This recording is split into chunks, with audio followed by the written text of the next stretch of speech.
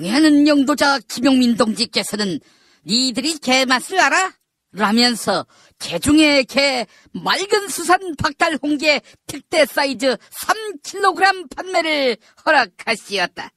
김용민 동지께서는 배 위에서 한 번, 찌기 전에 한 번, 찌고 난 후 또 한 번 걸러 좋은 홍게만 공급하는 맑은 수산 박달 홍게에 감동하시어 살을 팍팍 찌운 박달 홍게 구매만이 민족의 살길이라고 치하하시었다. 그러나 살이 차 있는 정도를 뜻하는 수율, 이 수율이 형편없는 외화내빈의 홍게를 파는 악덕업자, 즉 세상에 삐어져 나온 것 자체가 수치인 이런 역겨운 인간 추물에 대해서는 치솟는 분노를 금치 못하시고 더 이상 살아 숨쉬지 못하게 단호히 매장해버려야 할 것이라고 강조하시었다. 동해안 독도에서 수역하는 선박과 직접 계약해 신선하고 꽉 찬 홍게만을 공급하는 박달 홍게, 김용민닷컴에서 최저가로 만날 수 있다. 김용민닷컴.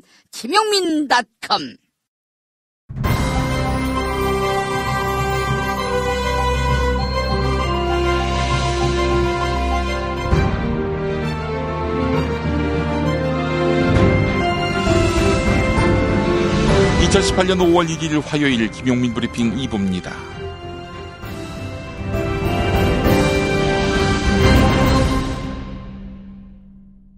오늘 새벽에 나온 종합일간지 헤드라인을 살펴보겠습니다. 먼저 국민일보, 청와대 남북 경협도 속도 낸다. 서울신문, 남북 경협도 빨라진다. 합의 실천 속도전. 이런 제목입니다. 문재인 대통령이 한국과 조선의 경제협력 확대 방안을 검토하라, 이렇게 공식 지시했습니다. 청와대는 국제사회의 대북 제재를 감안해 남북 정상회담 이전까지는 경협 문제를 공개적으로 거론하지 않았었지요. 이에 따라 남북과 미국 이렇게 3자 사이에 제재 완화에 대한 공감대가 형성된 것 아니냐, 이런 분석이 나오고 있습니다.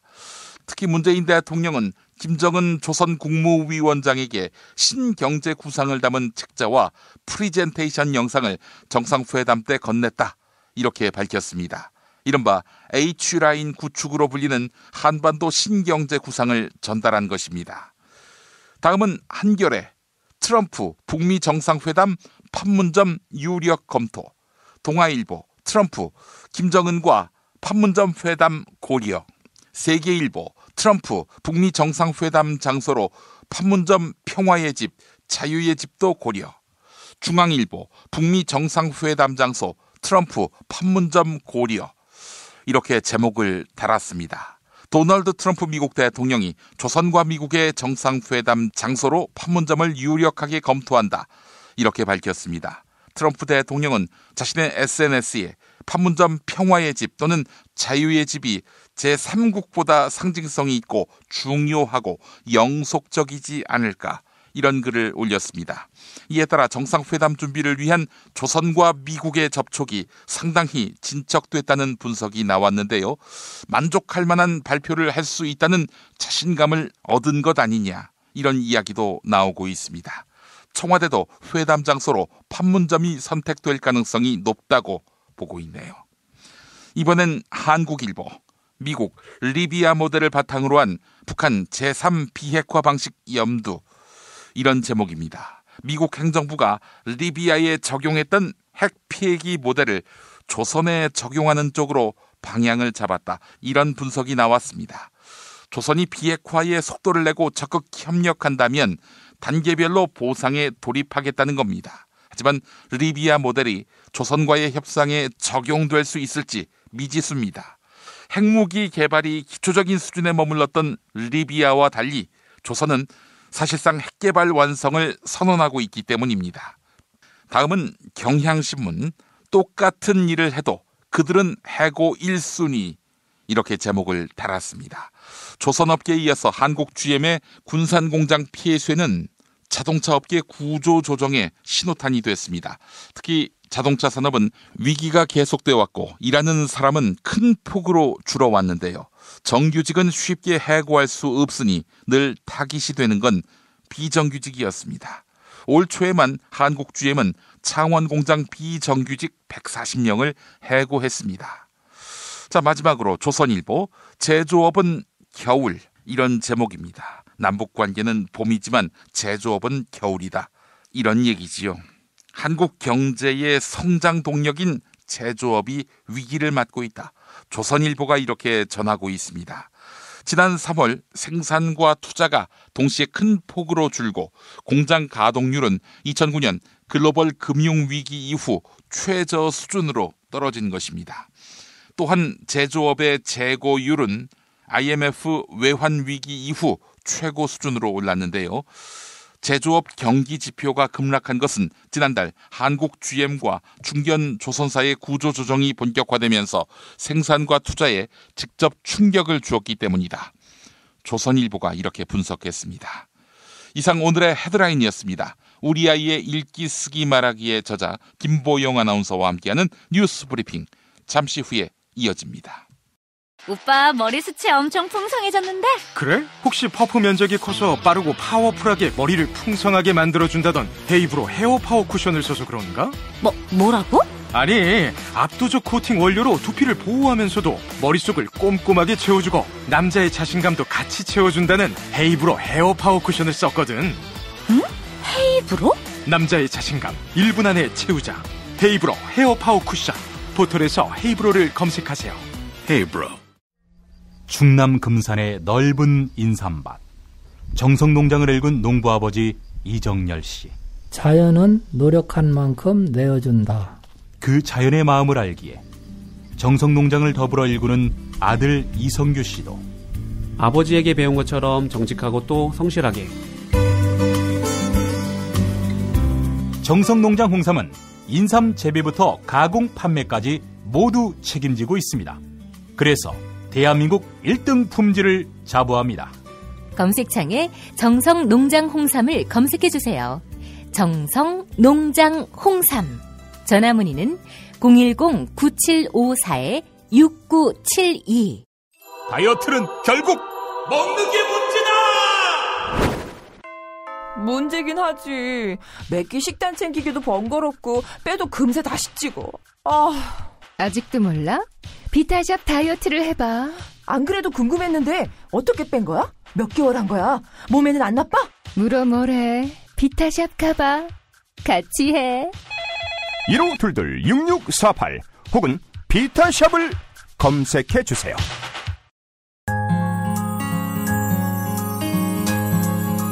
당신의 정직한 뉴스 보좌관 김용민과 주파수를 맞춘다. 새로운 아침 특별한 선택 김용민의 뉴스 브리핑. 김용민의 뉴스 브리핑. 남북 정상회담의 결과에 대해 국민 10명 가운데 9명이 성과가 있었다며 긍정적으로 평가했습니다. 김정은 조선 국무위원장에 대한 긍정평가는 70%가 넘었습니다. 우리 국민들은 이번 남북 정상회담을 어떻게 생각하고 있는지 MBC가 여론조사를 실시했습니다.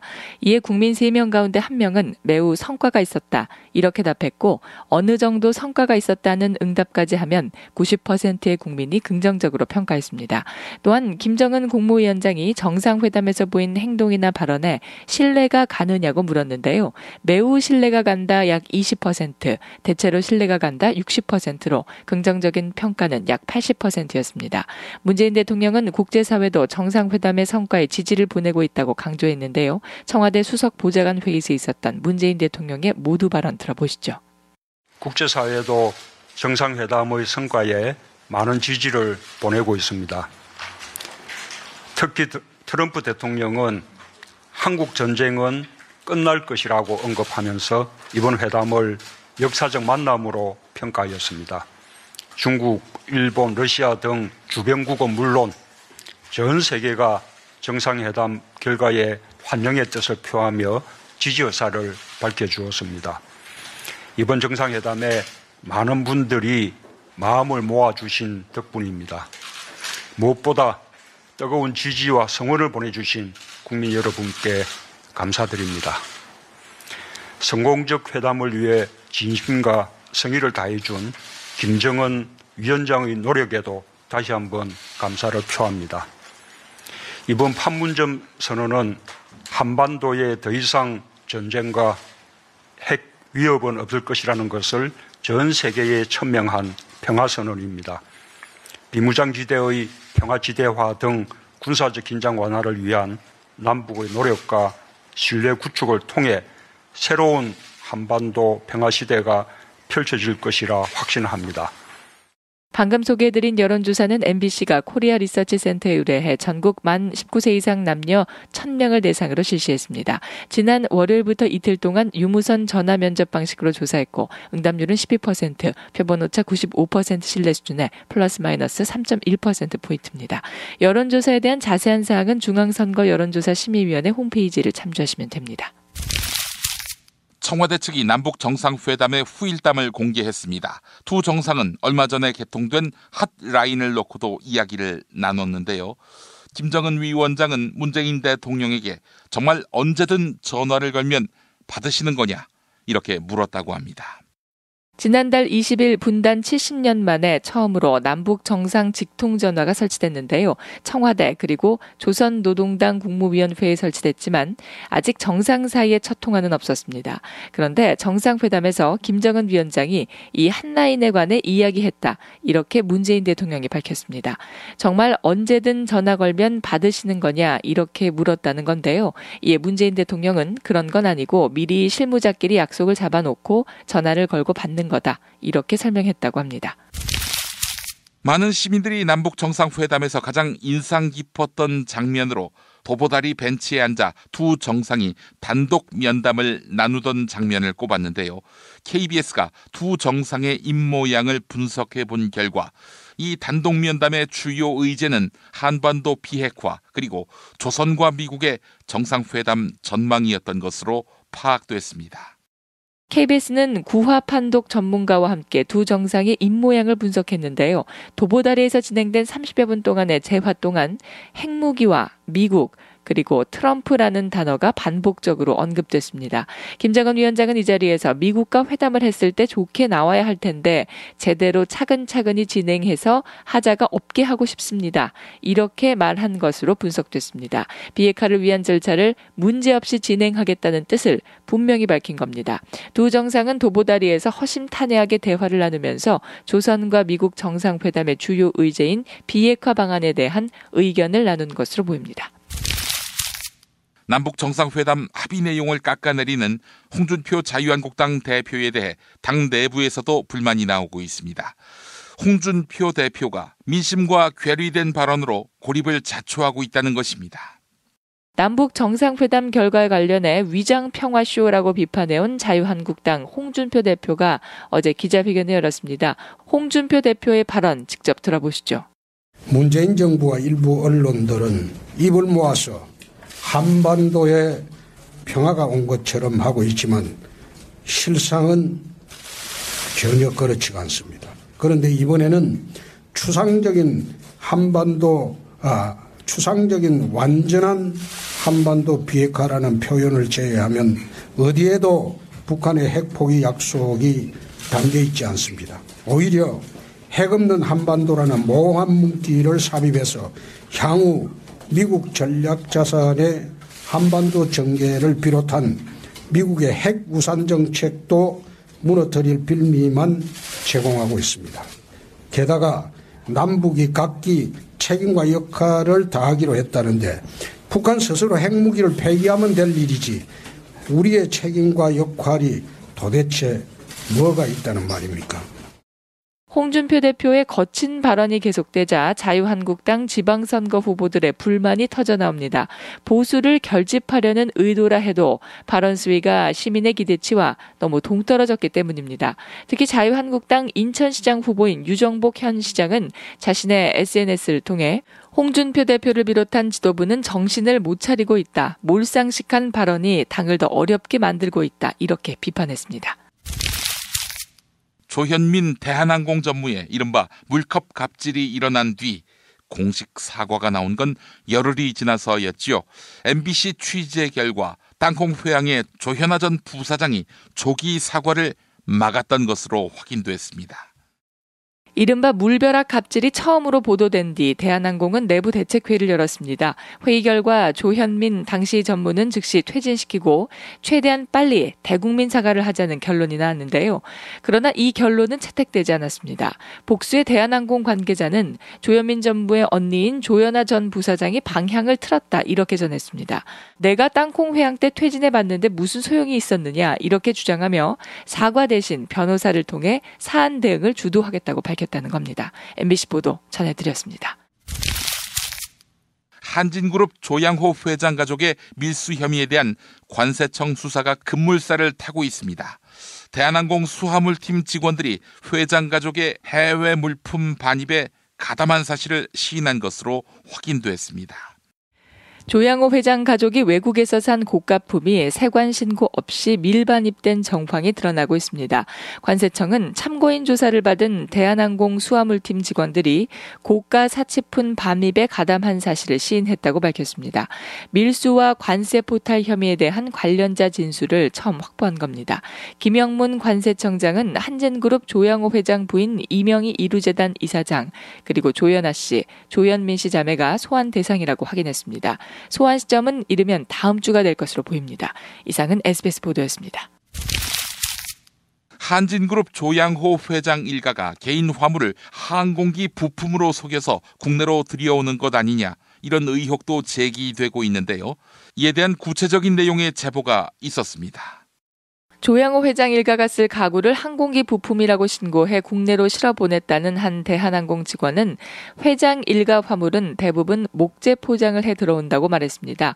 항공업계 종사자들에 따르면 이런 목재 포장은 특수한 경우에만 씁니다. 화물이 손상되는 것을 막을 수 있지만 비용이 많이 들기 때문입니다. 하지만 굳이 목재로 포장하는 이유가 있었습니다. 세관에서 일일이 뜯어서 검사하기 어려운 데다 부피도 커서 엑스레이 장비를 통과하기 힘들기 때문입니다.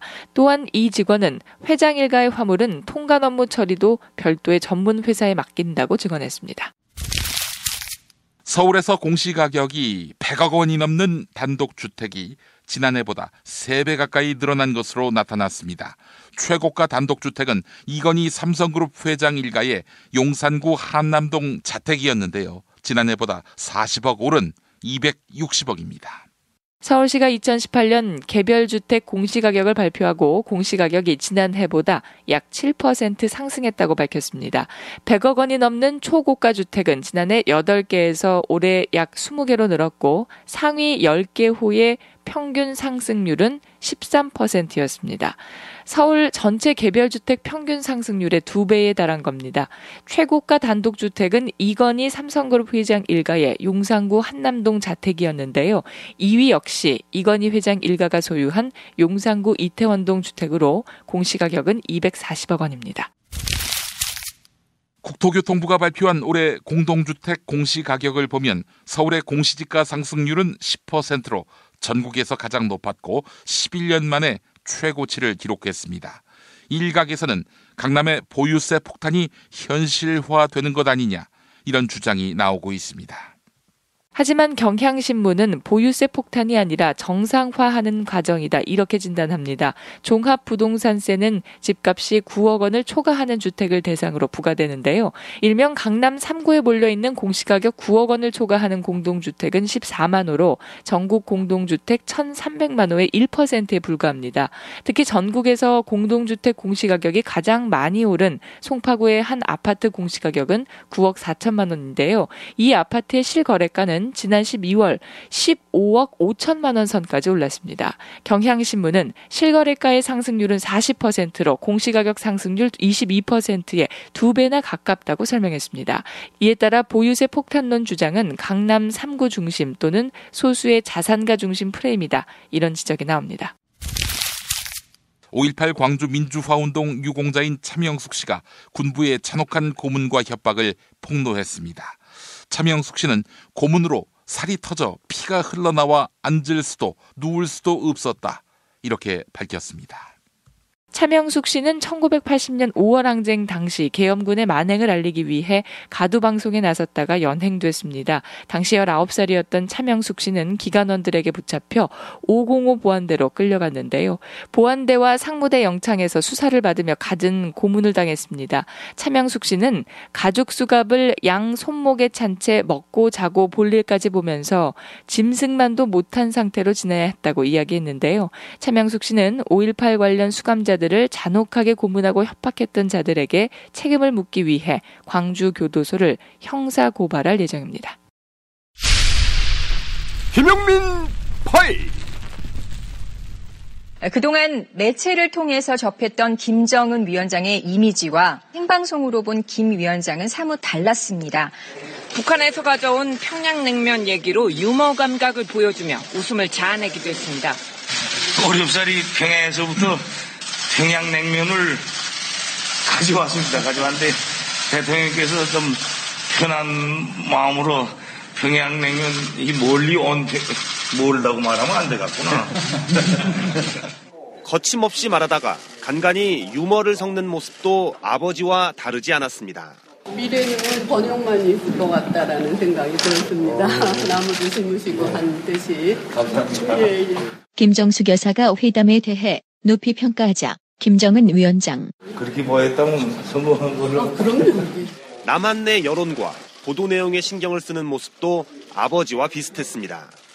좋은 결과를 만들어내겠다는 걸 문재인 대통령 앞에도 말씀드리고 이 기자 여러분들한테도 말씀드립니다. 남북 정상회담 큰 합의를 차근차근 공개하자는 문재인 대통령 제안에 대해서도 그 정도는 또 약간 좀 남겨놓고 또 닥쳐서 논의하는 맛도 있어야죠. 그치? 뭐 오늘 여기서 다 다음 기회까지 다 이렇게 할 필요는 없는데요. 한편 지난 토요일 SBS 러브 FM 김용민의 정치쇼에 나온 탈북 1호 통일학 박사 주승현 전주기전대 교수의 말.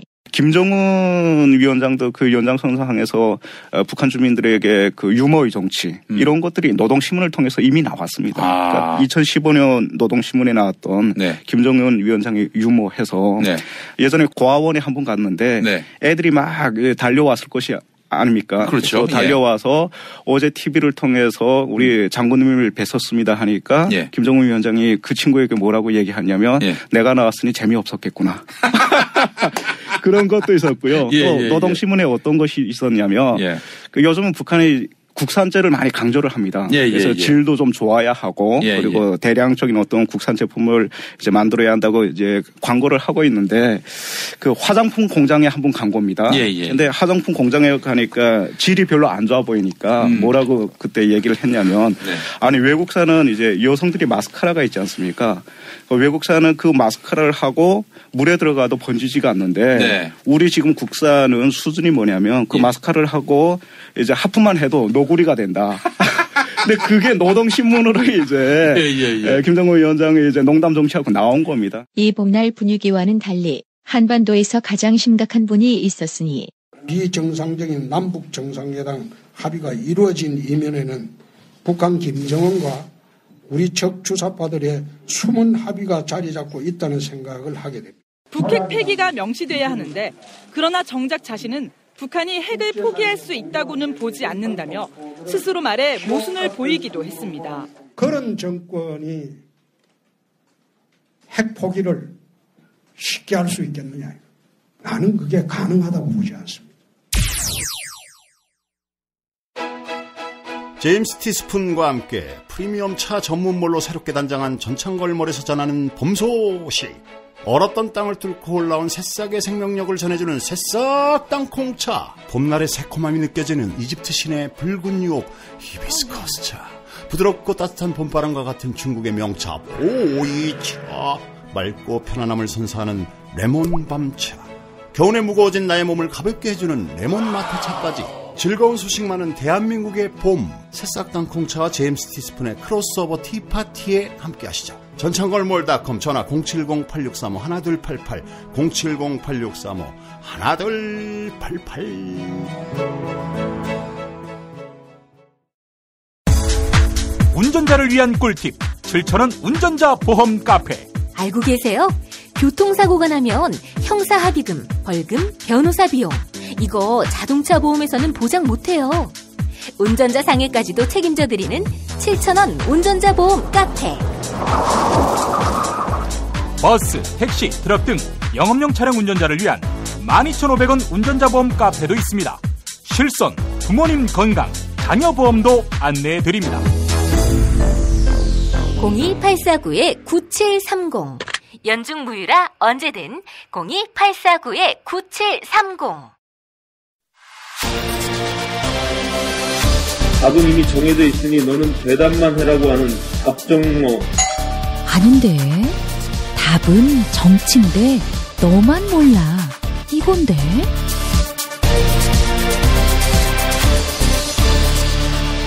국민보좌관 김성회의 답정너.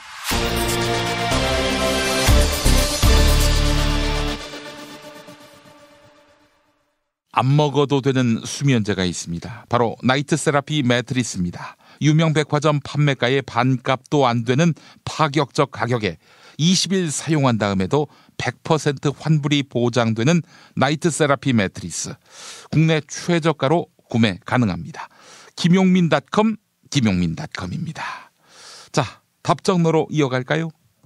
국회 더불어민주당 손예원 의원실 김성회 보좌관 만나겠습니다. 김 보좌관님. 네, 안녕하세요. 네, 노동절입니다. 국회는 오늘 쉽니까?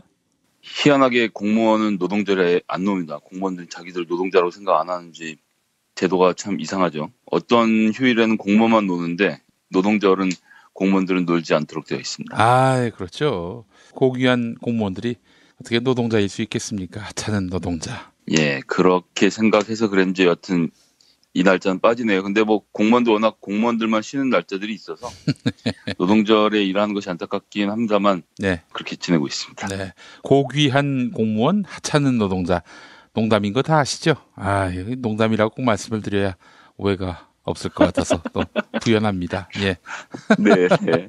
풍자하는 차원에서 드린 말씀이고요. 자, 하여간 뭐 오늘 더불어민주당 국회의원 보좌관으로서 안 쉬어도 억울하지 않을 2018년도 5월 1일인 것 같습니다. 예. 일단 5월 국회 전망 말씀드리자면 매우 어둡고요.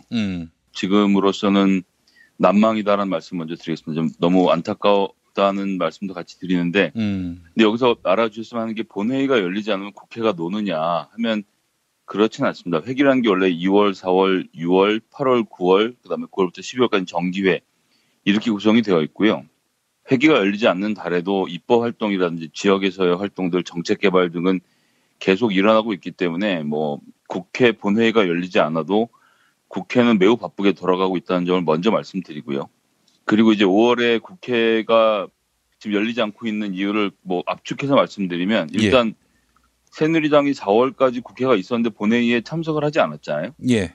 그리고 지금 5월에 임시회를 소집을 해놨단 말입니다. 단독으로. 단독으로 소집한 이유는 다른 게 아닙니다.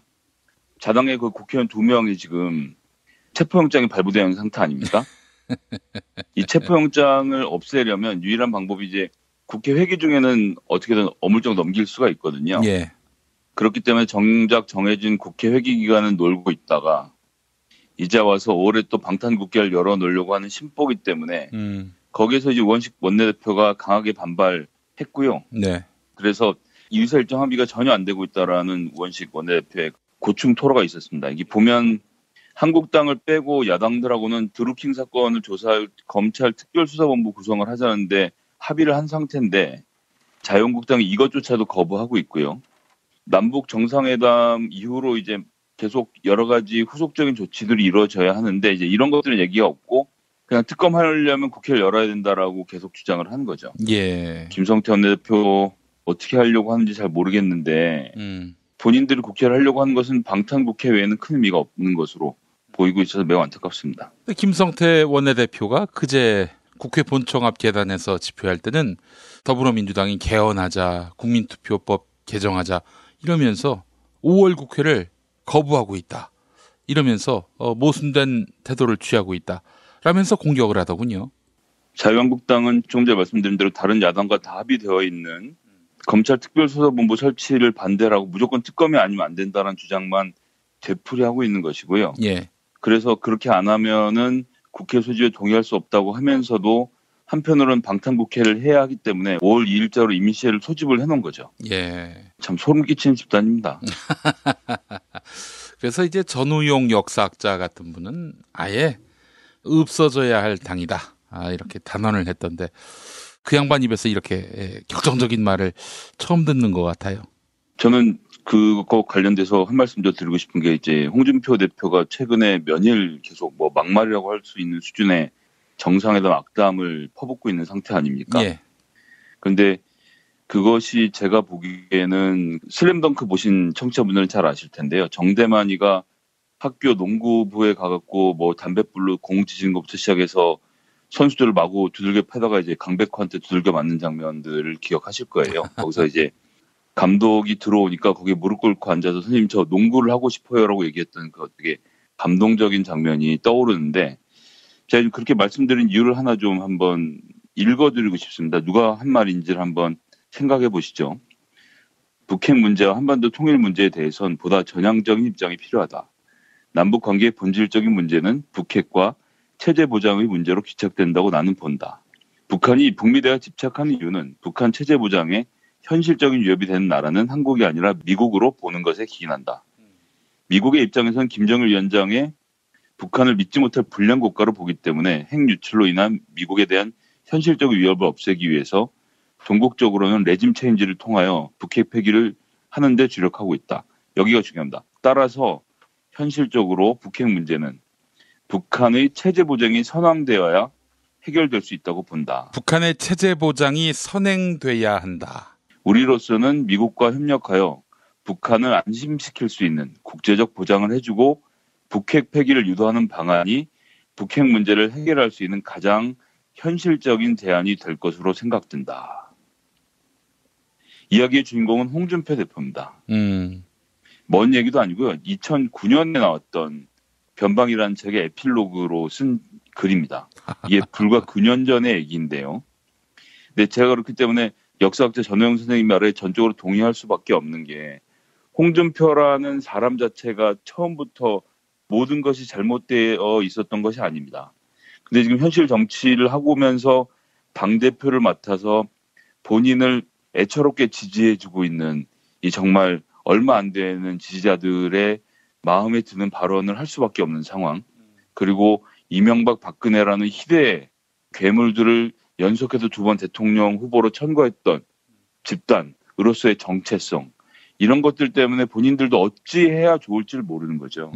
그런 과정에서 본인들이 이런 생각을 갖고 있음에도 불구하고 이것을 문재인 정부에서 추진한다는 이유 하나만으로 악담을 퍼부으면서 애처롭게 지금 시간을 보내고 있는 거 아닙니까? 예. 세월은 자꾸 흘러가고 오늘 뭐 나왔던 여론조사 결과 제가 인용 안 해도 다들 보셨을 텐데요. 한길리서치는 대통령 지지율이 85.7%로 폭등하지 않았습니까? 예.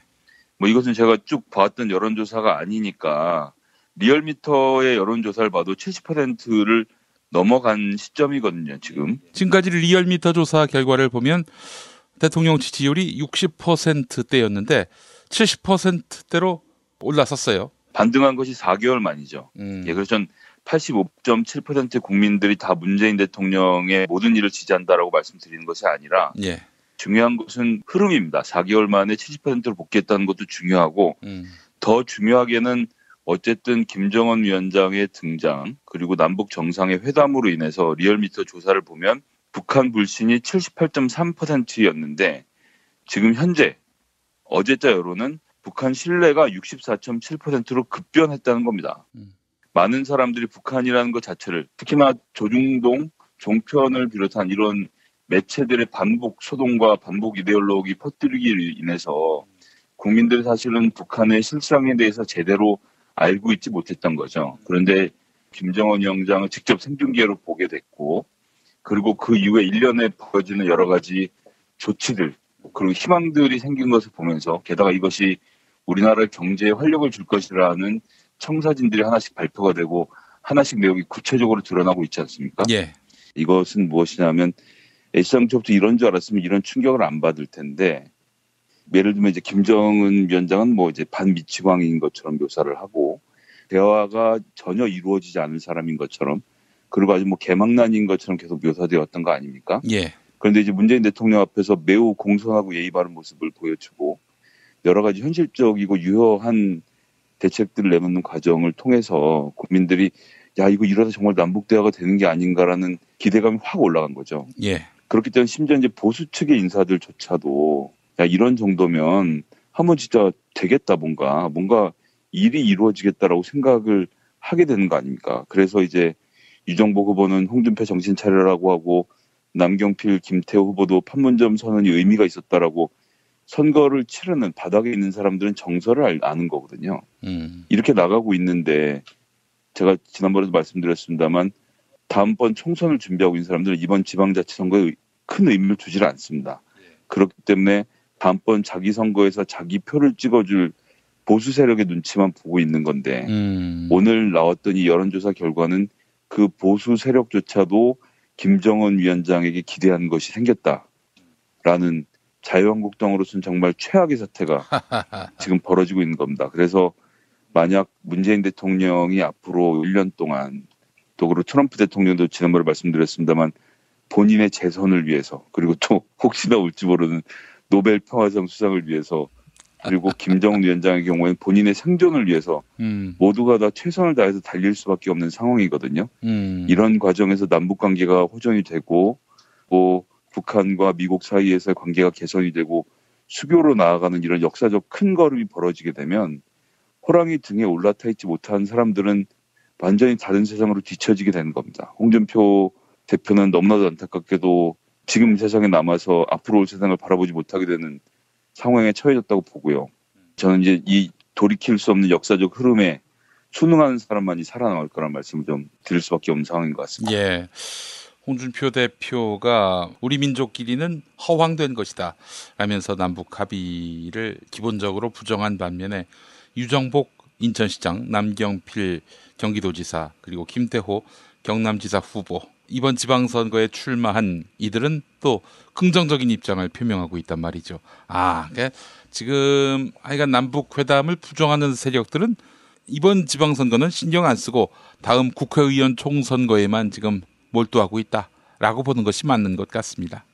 네, 뭐 한 줌도 안 되는 세력들을 붙잡고 정치를 하려고 하는데 그 한 줌마저도 반이 갈라져서 야 이번엔 김정은 얘기 들어봐야 되는 거 아니냐라고 얘기를 하고 있는 것이 정치의 현실인 것이죠. 하루하루가 급변하는 여론을 따라오지 못하면 뭐 방법이 없습니다. 이제 한미일 정상회담이 5월에 예정되어 있고요. 그다음에 북미 정상회담, 그다음에 러시아도 만나고 매일매일 뉴스가 자유한국당이 건드릴 수 없는 수준에서 외교적인 면에서 벌어지게 되거든요.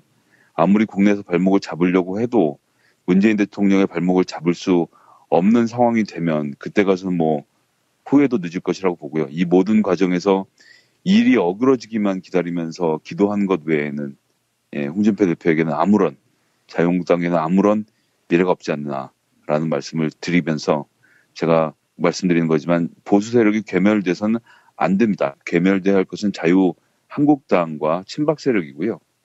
그 뒤를 이어서 합리적이고 통일 문제에 대해서 전향적으로 검토할 수 있는 보수 세력의 등장을 좀 기대해 보겠습니다. 예.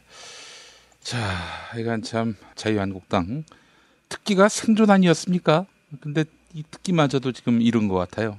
자기 선거가 아니라서 그렇습니다. 그 지방 정부는 다 잃어도 상관없다 이런 얘기입니까? 뭐 자기 선거가 아니니까요. 그 되게 냉정한 말이지만 그렇습니다. 근데 지방선거에서 사실 성과를 거둬야 그 조직세로 국회의원 선거 치르는 거 아닙니까? 그렇긴 하지만 하여튼 지금은 뭐 다른 방법이 없다고 보는 것 같습니다. 뭐 그 인식에는 이번 선거는 뭘 해도 안 된다라는 지레 자포자기하는 심정이 개입된 것은 아닐까요? 아닙니다. 그렇진 않고요. 과학적인 자포자기라고 봐야죠. 아무리 돌려봐도 안 나오니까요. 예. 아무것도 안 나온다. 여의도 연구소도 돌려보고 있는데 안 나오는 걸 뭐 어떻게 하겠습니까? 사실은 방법이 없는 거죠. 예. 비교해서 좀 그렇긴 합니다만 월드컵에 나가서 프랑스랑 붙었는데 경기 도중에 아무리 전력적인 고민을 하고 작전을 짜도 프랑스한테 안 되는 거 아닙니까, 우리나라가. 예. 자유한국당의 지금 상황은 그렇고요. 그렇기 때문에 선수를 다시 키워야 되는데 저는 팀을 해체하고 새로 다른 팀이 등장한 것 외에는 답이 없다고 생각을 합니다. 알겠습니다. 자, 바른미래당 얘기는 안 해봤어요, 지금까지. 바른미래당은 어떻습니까? 바른미래당은 말씀드릴 것이 없는 게 지지율이 지금 뭐 정의당을 폄하하는 것은 절대 아닙니다만 어쨌거나 가지고 있는 구성원들의 숫자나 면면으로 봤을 때 정의당 수준으로밖에 안 되기 때문에 저는 정말 여기는 미래가 없다고 생각을 하고요. 어디에서도 하나 본인들 후보를 당선시킬 적이 없기 때문에 이번 선거가 끝나고 나면 우리가 들어서 이름을 아는 몇 사람들, 뭐 예를 들면 유승민, 안철수 이런 분들이 한국당으로 어떻게 투신할 것인지 혹은 저희가 지금 계속 하는 얘기지만 자유한국당이 괴멸할 경우에 남는 세력들을 규합해서 유승민, 안철수 의원은 재기를 도모해 보려고는 할 텐데요. 지방자치 선거 자체에 대해서는 아무런 의미가 없는 집단으로 보셔도 저는 무리가 없다고 봅니다. 근데 이번 지방선거에서 패배를 하더라도 의미 있는 패배. 뭐 예컨대 서울시장 선거에서 그래도 2등은 해줘야 안철수 대표에게 미래가 있을 텐데 글쎄요, 2등이 가능할까요? 저는 뭐 김문수 절대 무시할 수 없는 사람이라 생각하고요. 김문수 후보가 자유한국당의 지지율을 그대로 담아서서 20%가 되면 선거는 특히나 지방자치 선거는 조직 선거입니다. 동네에 조직이 있는 사람들이 이기는데요. 그나마 바른미래당은 호남 조직마저도 다 떨어져 나가고 민평당으로 갈라섰기 때문에 동네에서 선거운동을 할 사람이 정말 없습니다. 그건 이제 앞으로 보시면 알 거고요. 그렇기 때문에 저는 감히 안철수 후보의 3등을 좀 예측해 보겠습니다. 알겠습니다. 제가 지난 대선 때 안철수 후보 방송 출연 관련해서 관계자로부터 전해들은 얘기가 있는데 문재인 대통령 같은 경우에는 패널들이 처음에 굉장히 우습게 봤대요. 이유를 알 수 없죠. 왜 문재인을 우습게 보는 건지. 뭐 여하간 언론들이 문재인 대통령 하면은 우유부단하다, 말을 못한다, 뭐 결단성이 없다, 뭐 이렇게 생각을 하다 보니까 아이고 저 노무현 빨로 나왔구나 이렇게 인식이 됐던 모양인가 봐요. 처음에 팔짱 끼고 봤다가 나중에 토론을 하고 토론이 진행되면서 이 사람들의 자세가 바뀌더니 두 손을 모아 얼굴 토객이 되고 거의 스타를 바라보는 팬의 자세로 변모했다는 거예요. 뭐 그런데 이제 안철수 대표 같은 경우에는 이거 뭐 출연하는 패널에 대해서 뭐 말씀드리겠습니다. 진중권 씨, 저 사람 나오면 안 된다라고도 얘기를 했고, 네네. 그리고 나중에 나와서 보니까 질문지를 사전에 보내지 않습니까? 답을 써서 다 외워가지고 나왔다는 거예요. 그런 이야기를 제가 전해 들었습니다. 공부를 열심히 하는 학생이었으니까요. 하여튼 암기력은 뭐 가장 출중한 것 같습니다. 예, 그것이 정치력을 바로 보여주는 것은 아니니까요. 그렇죠. 그러니까 뭐 기억력이 좋은 안철수 후보를 우리가 찬양하고 말았습니다. 마침내. 네, 그러네요. 예. 자, 김성애 보좌관님 오늘 말씀 잘 들었습니다. 네, 감사합니다. 아이고, 무릎이야. 무릎펜 몰라? 무릎펜? 무릎펜이라고 이번에 새로 나온 무릎 관절 보호대야. 네이버에서 무릎펜을 검색해봐.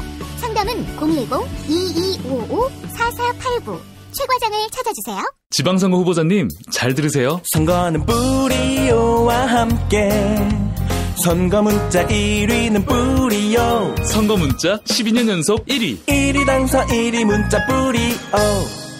야, 근데 홍어가 진짜 그렇게 몸에 좋아? 아니 끝내준다니까. 근데 비싸지? 열나 싸고 열나 맛있는 홍어가 있다니까. 어디? 알싸한 홍어. 네이버 검색창에 알싸한 홍어를 검색하시고 1599-6456 전화 주문도 가능합니다. 허리가 아파요. 아랫배가 나와요. 골반이 바로 서야 건강도 아름다움도 바로 섭니다. 바디로직을 입으세요. 토크밴드의 입체적인 탄력이 틀어진 골반을 바로잡습니다. 간편하고 확실한 골반 교정 타이즈 바디로직. 미궁 장사랑에서 가정의 달을 맞아 더 줄게 이벤트를 진행합니다. 부모님, 부부, 아이, 친구, 연인 등 감사한 분들에게 다양한 선물을 그냥 막 더더더 드립니다. 검색창에 미궁 장사랑. 판촉물이나 단체 선물이 필요할 때 이왕이면 우리 편 회사 네피아를 찾아주세요. 인터넷 검색창에 네피아를 치시거나 032-519-4800으로 전화주시면 친절하게 상담해드립니다. 그런데 상품은 뭔가요? 네피아를 가서 고르세요. 3만 가지가 넘는 물품이 있어요. 오늘 녹음 끝나고 한 잔? 술 끊는다며. 새해가 되면 술 끊겠다는 결심들 많이 하시는데요. 네. 쓸데없는 짓 하지 마시고요. 네, 술친굼이 있잖아요. 네이버에 술친굼을 검색하세요. 멀쩡합니다, 진짜.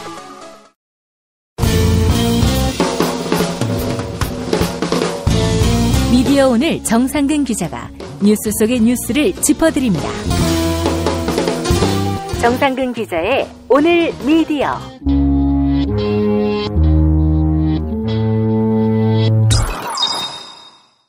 네, 네이버 인링크 회사에 다니고 있는 정상근 기자 나와 계시죠?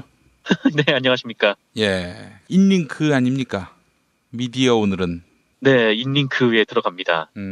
요새 이것 때문에 진짜 시끌시끌하죠. 예. 최근에 뭐 매크로 때문에 여론 조작이 가능한 점도 이제 분명히 드러났고 네이버가 또 그동안 매크로 조작 의혹과 관련해서 계속 침묵을 해오다가 지난 1월에 또 경찰에 수사를 의뢰하기도 했었죠. 근데 결국 이거는 뭐 드루킹 사건으로 조작이 가능한 것이라고 드러났습니다. 예. 이와 관련해서 정말 네이버가 이 자기 서버에서 누가 댓글 추천 수를 조작하는 것을 몰랐을까? 뭐 이 의혹은 아직도 가시지 않고 있는 좀 그런 상황이죠.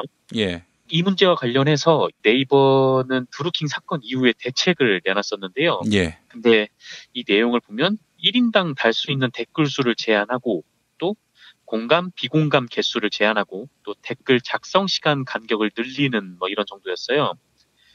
그래서 이게 뭐 병명은 소화불량인데 맨솔에단 바르고 뭐 후시딘 바르고 뭐 데일밴드 붙이고 이런 거를 한 거죠. 예. 정작 이 매크로라는 거를 해소할 수 있는 방안이라든지 뭐 이런 것들의 대책은 안 나와서 여기저기서 비판이 계속되고 있는 상황인데. 그래서 한마디로 얘기해서 네이버나 다음에서 언론사 기사를 읽을 때 체류 시간이 길어지니까 이대로 쭉 가자. 눈속임으로 적당히 매크로 방지 대책을 내놓고 달라진 거 하나 없이 그냥 네이버와 다음에 와서 뉴스를 보게끔 하자. 지금 이런 전략을 펴고 있는 거 아니겠어요? 그렇습니다. 이 포털의 독과점 문제가 심각한데 포털은 이 기득권을 놓을 생각이 지금 전혀 없는 거고요. 예. 그래서 이 부분에 대해서는 언론에서도 이 사건에 대해서는 진보고 보수를 막론하고 다 이제 네이버가 지금 문제다. 이게 본질적인 처방이 아니다. 이렇게 좀 지적을 하고 있습니다. 언론이 그럼 내세우는 지금 대안이 뭐냐라고 얘기를 하면 언론들이 얘기하는 핵심적인 대안은 바로 인링크를 아웃링크로 바꾸자라는 것이죠. 예. 일단 이 인링크하고 아웃링크 두 가지 방식의 차이를 간단하게 말씀을 드리면 인링크가 어떤 거냐면 이 네이버 모바일 페이지를 보실 경우에 네이버 모바일 페이지 메인 페이지를 보시면 기사가 쭉 나오잖아요. 예. 근데 이 뉴스를 클릭을 하면은 이게 네이버 페이지로 이동을 합니다. 이게 한겨레 기사든 조선일보 기사든 클릭을 하면은 그 매체로 가는 게 아니라 네이버가 자체적으로 그 기사를 저장을 하고 있고 그 페이지로 이동을 하는 거예요. 그래서 뭐 여러분들이 온라인에서 그 기사를 보면 이 페이지가 보이면서 페이지에 붙어 있는 광고의 단가가 올라가는데 이게 네이버 페이지로 연결이 되니까 그 클릭으로 발생한 이 페이지 뷰, 그러니까 광고 값이 다 네이버 수익이 지금 되는 그런 상황입니다. 그래서 네이버도 이거를 좀처럼 놓을 수가 없는 거죠. 네. 근데 아웃링크는 반대예요. 그러니까 여러분들이 네이버에서 검색을 하고 검색 내용을 누르시면 그게 언론사 페이지로 이동해서 기사가 보여집니다. 그러니까 한겨레 기사는 한겨레 페이지에서 보여지고 조선일보 기사는 조선일보 페이지로 들어가는 거죠. 이 경우에는 여러분들이 많이 클릭을 할수록 광고 금액이 해당 매체로 가게 되는 좀 그런 상황이에요. 예. 그런데 이제 보통 일반적으로 이 검색보다는 네이버 메인 페이지에서 유저들이 기사를 많이 보잖아요. 예. 그러니까 뭐 검색은 뭐 특별히 관심 사안이 있거나 아니면 실시간 검색어가 아니면은 뉴스 소비자들이 잘 소비를 하지가 않는데. 예. 반면에 이제 네이버가 편집한 걸 딱 보면은 그 네이버 첫 화면에서 기사가 딱 보이니까 이게 뭐야 하고 이제 들어가게 되는 것이죠. 예. 이게 이제 인링크 그리고 언론사 페이지로 연결되는 게 이제 아웃링크입니다. 근데 이 네이버가 그러면은 언론사의 뉴스를 꽁으로 가져다가 팔고 돈을 벌고 있느냐라고 여쭤보시는 분들도 계실 텐데 그렇지는 않습니다. 왜냐면은 네이버가 그 네이버 페이지에서 기사를 전제를 하려면 언론사로부터 그 기사를 사와야 돼요. 그러니까 선택받은 몇몇 언론사를 대상으로 뭐 1년 단위로 계약을 하고 뭐 한 달에 얼마씩 딱 주면서 기사를 언론사로부터 사오고 그 기사를 이제 네이버 페이지에 전제를 하는 거죠. 그래서 이 돈을 전재료라고 하는데 이걸로 언론이 매달 네이버로부터 돈을 받고 있어요. 예. 그러니까 몇백만 원씩 받는 매체도 있고 이게 수천만 원이나 되는 매체도 있고 뭐 그렇습니다.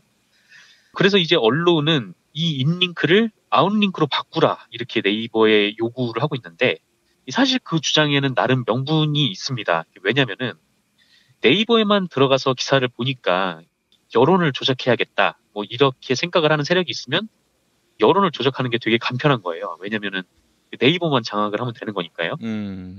이 실제로 네이버의 여론 장악도가 상당히 심각한 수준인데 이 한국언론진흥재단이 발표한 디지털 뉴스 리포트 2017에 따르면 한국의 뉴스 소비를 포털에 의존하는 비중이 이 타국에 비해서 굉장히 압도적인 그런 상황입니다. 그래서 1위인데 한국이 73%나 되거든요. 그러니까 뉴스를 포털에서 보는 분들이 국민의 73%나 되는 거예요. 2위가 일본인데 63%입니다. 그러니까 이미 여기서 한 10%포인트 정도가 차이가 나고요. 예. 이 3위가 체코인데 체코는 45%밖에 안 돼요. 그러니까 상당한 격차로 지금 한국이 1위를 하고 있는 거죠. 반면에 그 언론사를 통해서 그러니까 뭐 미디어오늘로 오시는 분들은 미디어오늘을 통해서 아니면 뭐 한겨레를 보시는 분들은 한겨레를 통해서 이렇게 들어가는 경우는 한국이 4%밖에 안 됩니다. 그러니까 꼴등인데요. 예. 뒤에서 2등인 일본도 16%가 돼요. 그러니까 상당히 좀 크게 차이가 나는 셈이죠. 예. 이러니까 이제 지난 2007년에 그 당시 이명박 캠프의 뉴미디어 팀장이었던 진성호가 네이버는 평정됐다 이런 말을 할 수가 있는 거죠. 그러니까 여론을 완전히 장악했다. 뭐 여기만 장악하면 이제 여론 장악이 끝나는 거니까요. 이렇게 얘기를 해버리는 겁니다. 그리고 또 매크로를 돌려버리면 사람들은 네이버에 댓글이 여론인 줄 아는 분들이 계실 테니까요. 그렇죠. 예. 거기서 이제 생각이 좌우되는 분들도 분명히 계시겠죠. 또 그래서 이 이명박 박근혜 정부가 뭐 국가기관까지 동원해서 이 포털에 댓글이나 달고 있었던 거 아닙니까? 어쨌든 뭐 그런 상황인데 이게 만약에 아웃링크로 전환이 되면 사실상 여론 조작이 어려워집니다. 왜냐면은 언론사 페이지의 댓글 시스템이 이게 제각각이어가지고 대응을 하기가 일단 좀 어렵고요. 게다가 또 네이버 하나로 여론이 집중되는 것이 아니라 각 언론사 페이지별로 이렇게 여론이 분산이 되니까 어디 하나 평정한다고 해서 뭐 일이 되는 것도 아닌 그런 상황이죠.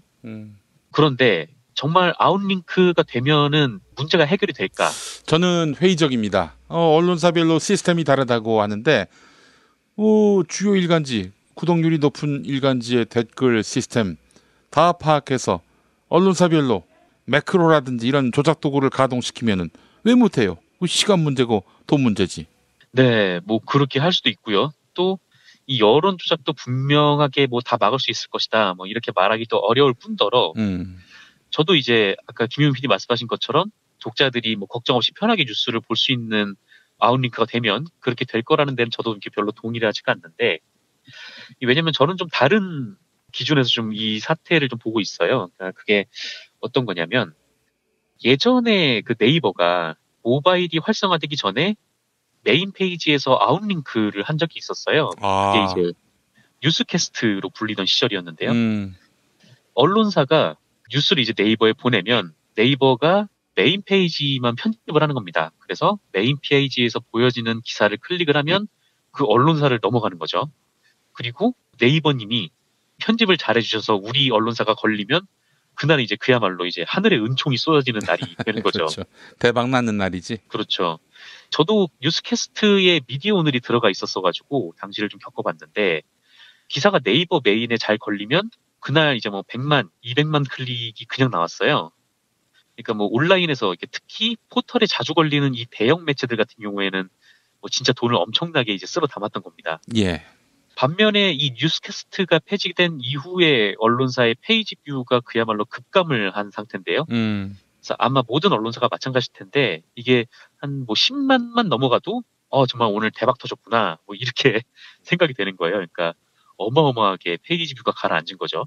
그러면 이게 좀 의문이 되는 게 이미 네이버는 뉴스를 아웃링크로 돌렸었는데 왜 이 뉴스캐스트를 폐지를 했을까라는 점에서 좀 생각을 해보면 이게 답은 간단합니다. 왜냐하면 언론이 진짜 엉망이었거든요.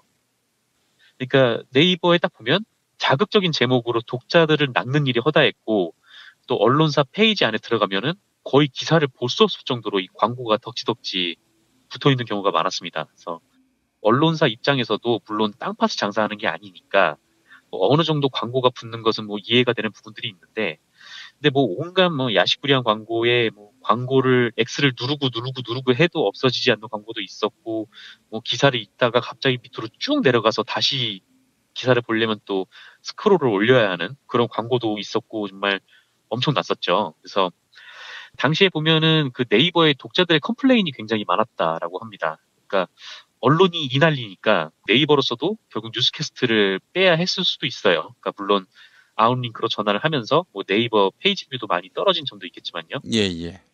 그래서 뭐 결국 언론사에게 이게 믿고 맡길 수가 없게 된 것이고, 이거는 뭐 언론사들이 자초한 부분이라고 생각을 하는데, 네이버가 인링크로 정책을 바꾸니까 결국 또 언론이 하는 일은 그냥 실검에 따라서 어뷰징을 하는 일이었잖아요. 그렇지. 그러니까 니들이 네이버를 꾸짖을 수가 없어요. 한마디로 얘기해서. 그러니까요. 근데 독자들이 이 언론의 아웃링크를 신뢰를 하고 보겠습니까? 원래는 아웃링크가 사실 뭐 좋은 대안이긴 하고 그렇게 가는 방향이 맞아요. 그러니까 외국의 포털 같은 경우에는 그냥 검색 엔진이잖아요. 검색을 하고 페이지로 들어가서 보는 건데, 우리나라처럼 이렇게 네이버나 다음이 뉴스를 자체적으로 편집을 하고 그러면서 우리는 뭐 언론이 아니다 이렇게 책임을 회피해버리는 지금 이런 상황이 뭐 결코 좋은 방법은 아니라고 생각을 합니다만, 하지만 언론이 그 아웃링크로 전환을 해야 한다 이렇게 한 목소리로 외치기 전에 먼저 좀 해야 할 일이, 진짜 정통 저널리즘을 뭐 언론사 페이지에서 구현하겠다 뭐 이런 선언부터라도 좀 해야 되지 않나라는 생각이 좀 들어요. 그러니까 뭐 낚시 기사를 자제하겠다, 그리고 또 광고 오는 독자들이 기사를 읽는데 방해가 되지 않는 선에서 하겠다, 뭐 이 정도 결의는 나와줘야 하는 거죠. 예. 그리고 아마 뭐 네이버가 아웃링크로 전환을 한다면 이 언론사가 과연 거기서 만족을 할까라고 보면 아마 아닐 겁니다. 그러니까 아까 설명드렸듯이 인링크를 통해서 네이버에 계속 기사를 팔아왔잖아요. 네이버가 얼마 전에 또 그런 메시지를 언론사들에게 보냈어요. 너네가 뭐 아웃링크 얘기를 하는데, 너네 아웃링크 하면은 결국 우리가 뭐 전제로 주는 것도 뭐 못 받을 수도 있다, 뭐 이런 식의 얘기를 했었는데, 근데 뭐 언론이 아마 그거를 가만두진 않을 거예요. 그래서 뭐 네이버 쪽에 전제료를 계속 받으려고 하긴 하겠죠. 그리고 또 이 뉴스캐스트 시절부터 좀 좋지 않았던 부분이긴 한데, 다양성을 보장하기도 쉽지 않은 그런 상황입니다. 그러니까 구글처럼 그냥 검색이 되는 엔진이면 모르겠는데, 네이버가 뭐 메인 페이지를 통해서 계속 기사를 배열하고 편집하는 그런 뉴스 장사를 한다면, 이 메인 페이지에 들어갈 수 있는 매체는 또 어느 정도 힘 있는 매체밖에 안 되겠죠. 그렇죠. 네. 그래서 정말 장애인을 위해서 일하는 매체도 있고, 아니면 뭐 다양한 분들을 위해서 일하는 매체들도 있는데, 그런 매체들은 또 여론에서 굉장히 또 소외되고 또 이런 부분들이 있을 겁니다. 그래서 언론이 좀 이런 부분들을 해소하고 논의를 그래야 이제 그 다음에 아웃링크를 주장할 수도 있는 좀 그런 상황이 아닌가 싶은데, 지금 뭐 언론은 인링크를 아웃링크로 바꾸면 마치 이 드루킹의 모든 문제가 해결이 되는 것처럼 또 그렇게 주장을 하고 있는데, 사실 이해관계가 얽힌 부분이라 또 자체적으로 좀 조심을 해야 함에도 불구하고 그런 거 없이 계속해서 이런 인링크 아웃링크 문제만 쏟아내고 있죠. 그래서 물론 이 네이버의 여론 독점을 빼앗아야 하는 건 분명한데, 지금 언론들이 이렇게 뭐 비판을 할 자격이 있는 건지, 과연 그런 과거로부터 좀 자유로운지, 좀 이 부분도 좀 말씀을 드리고 싶어서 오늘은 네이버 얘기를 해봤습니다. 댓글만은 공공이 관리하면 어떨까 하는 생각이 듭니다. 여기저기서 다 불만을 표시하고 있다면은 공공이 나서야죠. 그래서 댓글을 달려면 우선 정부 홈페이지에서 인증을 받고, 공익인증서. 그래서 하여간 나쁜 댓글들, 특히 가짜 뉴스를 담은 댓글 뉴스는 국가가 내 신원을 다한다 이런 염려와 공포 때문에 감히 언감생심, 꿈도 꿀 수 없게끔 압박하는 수는 어떨지 하는 생각이 듭니다. 네, 우리나라는 뭐 표현의 자유가 있는 나라고, 이 댓글 관련해서도 지금이 이제 문재인 정부니까 사람들이 내 정치적 의사를 표시해도 문제가 생기지 않을 거야라고 생각을 하고 계시지만, 이명박 박근혜 정부 때만 해도 막 이제 아고라에 글 썼던 미네르바이신가요? 하여튼 그분도 막 잡혀가고 막 그랬었잖아요. 그래서 이런 좀 탄압들이 좀 이어졌었는데, 뭐 어쨌건 뭐 표현의 자유는 좀 보장을 하되, 좀 이렇게 여론 조작은 좀 불가능하게 만드는 방안을 깊이 있게 논의를 해봐야 되지 않을까, 좀 그런 생각도 듭니다. 하여간 공룡보다도 더 큰 몸집이 된 포털. 사회적 책임이 막강한데 사회적 책임은 간과하고 지금 자기 회사의 이익에만 천착하고 있으니 재벌이라는 그 지위를 획득한 네이버가 말이죠. 너무 이런 미진한 태도를 보이게 되면은 규제를 강화하는 수밖에 없죠. 뭐 어떡하겠습니까? 네, 그렇죠. 분명히 언론 기능을 하고 있음에도 불구하고 자기들이 언론이 아니라고 하면 그게 언론이 아닌 게 되지 않지 않습니까? 예. 언론의 역할을 하고 있는 만큼 규제가 좀 있어야 하지 않을까. 네, 그런 생각도 듭니다. 예, 알겠습니다. 자, 정상근 기자님 오늘 고생하셨습니다. 네, 감사합니다.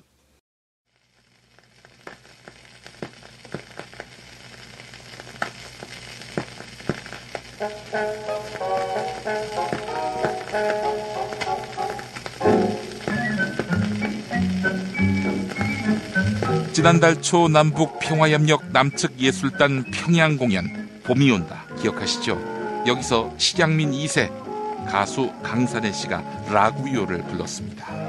이북 고향을 사무치게 그리워하는 부모의 모습을 그려낸 가사, 조선 관객들의 공감을 자아냈는데요. 그러면서 강산혜 씨는 저희 부모님이 돌아가셨지만 호는 함경남도에 계신다. 함경도에서 명태가 많이 잡히지 않나? 함경도랑 관계 있는 명태 이야기 들려드리겠다라고 했습니다. 명태, 이 노래를 부를 때 구수한 함경도 사투리로 아바이 밥 잡섰어? 영걸이 왔니? 강산에는 어찌하이 왔니? 라는 등의 노랫말을 부를 때 조선 관객들은 터져나오는 웃음을 감추지 못했습니다. 남북이 갈등과 반목을 끝내면 명태 어장을 복원하고 함께 명태를 조업하는 그런 날을 꿈꿉니다. 강산혜의 명태입니다. 반갑습니다. 안녕하십니까. 고맙습니다. 정말 저 개인적으로도 너무나 이렇게 따뜻한 환대와 함께 오늘 감격스러운 날입니다. 여러분 고맙습니다. 앞으로도 자주 뵐 수 있으면 상당히 좋겠습니다. 오래오래 사십시오. 고맙습니다. 박수 많이 주세요. 예! 저희 부모님이요, 돌아가셨지만은 저희 부모님이 함경남도에 있습니다. 함경남도. 예. 그래서 우리 또 함경도랑 관계에 있는 함경도에서 명태가 많이 잡히지 않습니까? 명태 이야기 들려드리겠습니다. 박수 많이 주세요. 예.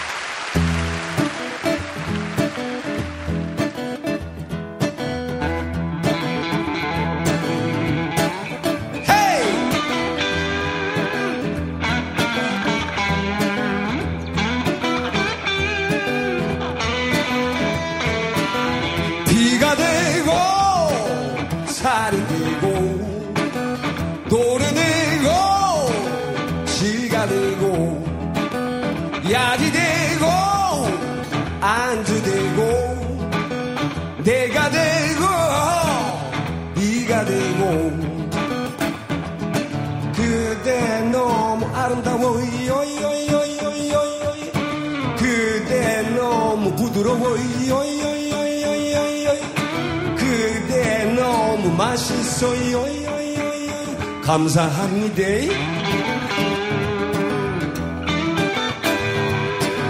내장은 장난젓, 알은 명란젓, 아가미로 만든 아가미젓, 누나는 구워서 술안주하고, 괴긴 국을 끓여 먹고, 어느 하나 버릴 것 없는 명태, 그 기름으로는 또, 약용으로 또 쓰인대지.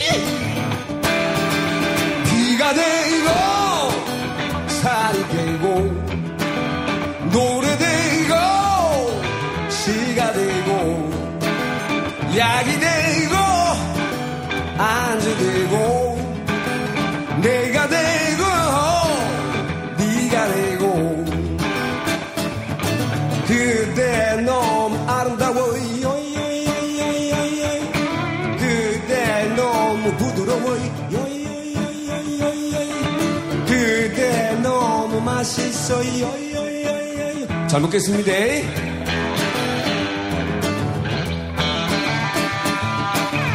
명태 그 말의 유래 중에 조선시대 함경도 명천 찌바에 사는 세상에 어부가 좀 잡아.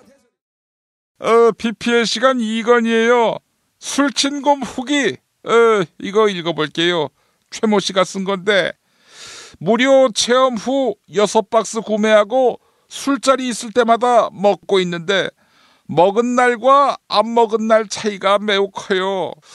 너무 많이 마신 날에도 이틀 아플 거 반나절이면 끝나니 이 술친곰 대만족이에요. 친구들에게 나눠주니 효과 봤다고 신기해하네. 계속 구매할 생각이에요. 술친곰 포털에서 술친곰. 재용아, 와인 마실 때 양치까지 하진 말아라. 취할 수 있으니까. 뭐라고?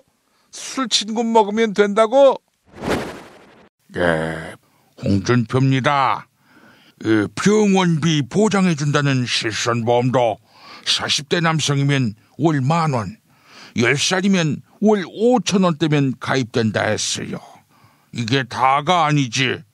보험료 비싸서 가입하기 힘든 치아보험도 40세 여성 기준 월 20,000원이라 했어요. 포털 사이트 다음에서 7,000원 운전자 보험 검색하세요. 당뇨, 고혈압도 가입할 수 있는 실손보험까지 있어요.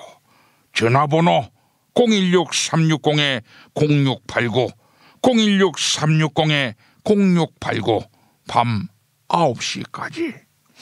이 김정은이가 평화협정까지 맺으면 어쩌지?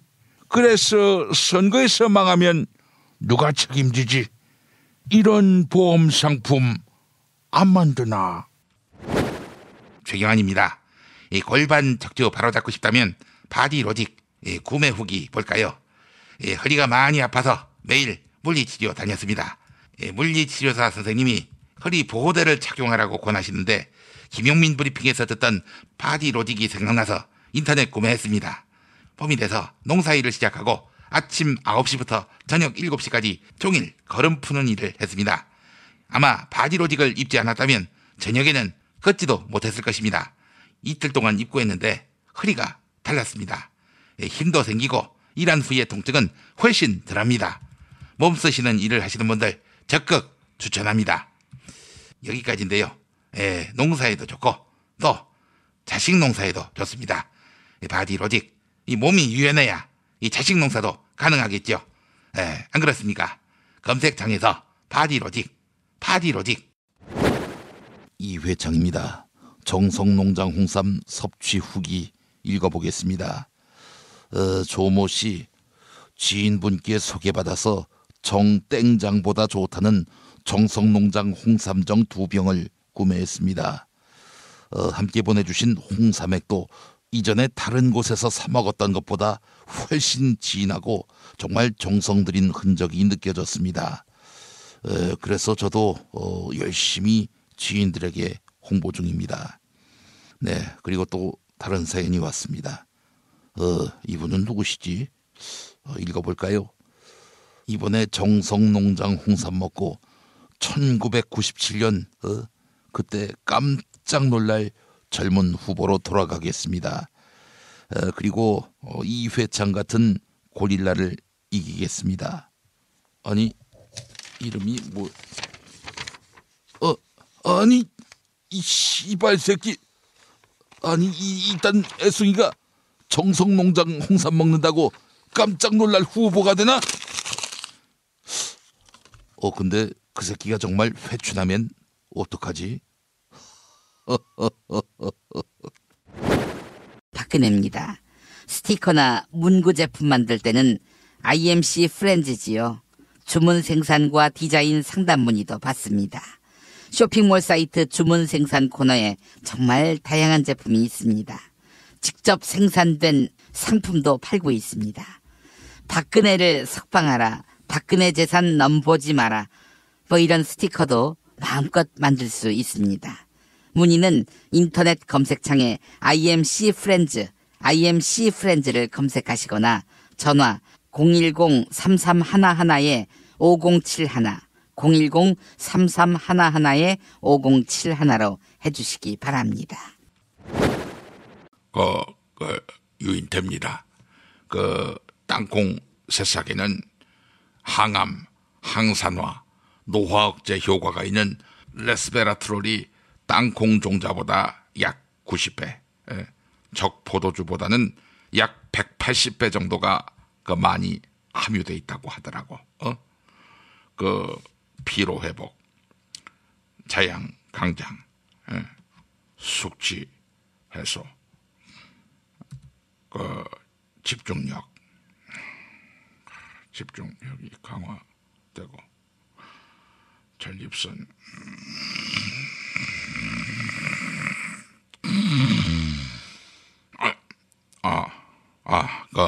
전립선 개선, 여기 굉장히 탁월하다고 하죠. 전창걸의 새싹 땅콩차, 이 전창걸몰.com, 전창걸몰.com. 창걸아, 춘곤증 졸음 개선, 그것도 좋다고 하지 않았니? 탄핵 때문에 이야기를 전달을 하려고 해도 길을 막고 듣질 않아요. 패족 수준으로 쪼그라든 한국 보수. 회생의 길은 과연 있을까?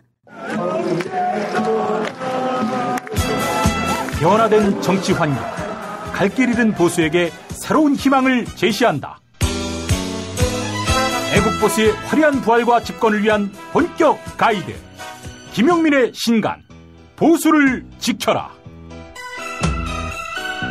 진중권도 투표하는 보수 정당, 광주에서도 일당이 될 수 있는 보수 정당, 젊은이들의 입당이 줄을 잇는 보수 정당. 언제까지 민주당 정의당을 부러워만 할 것인가? 부러우면 진다니까? 자유한국당 당원 김용민이 쓴 보수를 지켜라. 이김에서 나왔습니다.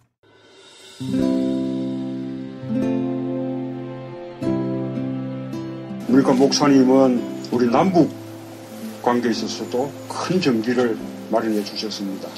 늦봄 문익환 목사 탄생 100주년.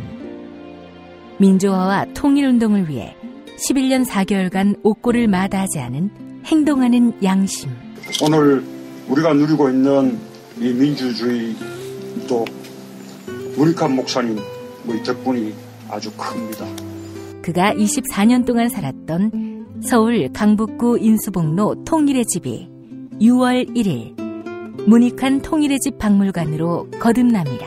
사람들이 이렇게 항상 북적북적 이렇게 했던 공간이라 아버지한테만 아니라 우리 모두들한테 굉장히 큰 의미가 있는 통일의 역사를 기억하며 통일의 길을 모색하는 문익환 통일의 집 박물관 기념사업 추진위원으로 함께해 주시겠습니까?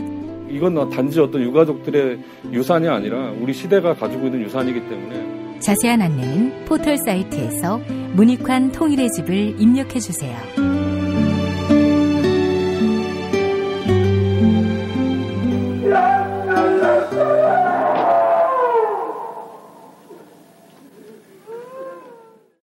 도올 김용옥 선생의 마가복음 강해로 여러분을 초대합니다. 이 마가복음이라는 게 대단히 중요합니다. 왜냐하면 복음서의 원형이기 때문에. 원형.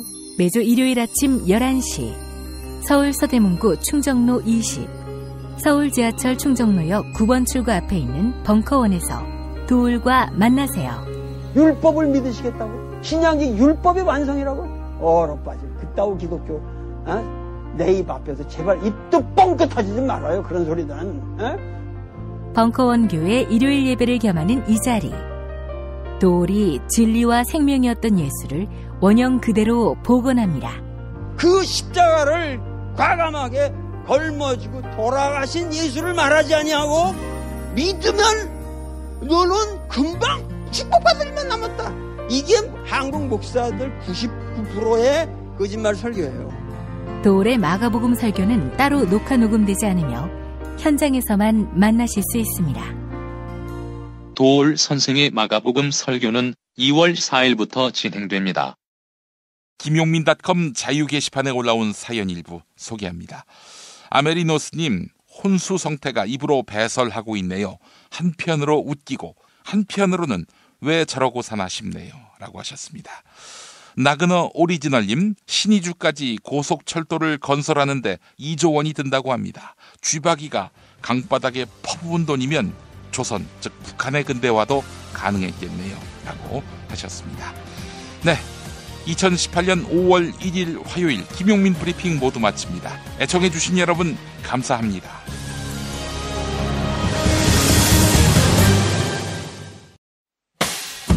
김용민 브리핑과 함께한 시간 어떠셨어요? 다음 시간에도 보다 바르고 알차며 즐거운 정보로 여러분을 찾아가겠습니다. 팟캐스트 포털 팟빵에서 다운로드하기, 구독하기, 별점 주기, 댓글 달기로 응원해주세요. 잊지 마세요. 다운로드하기, 구독하기, 별점 주기, 댓글 달기.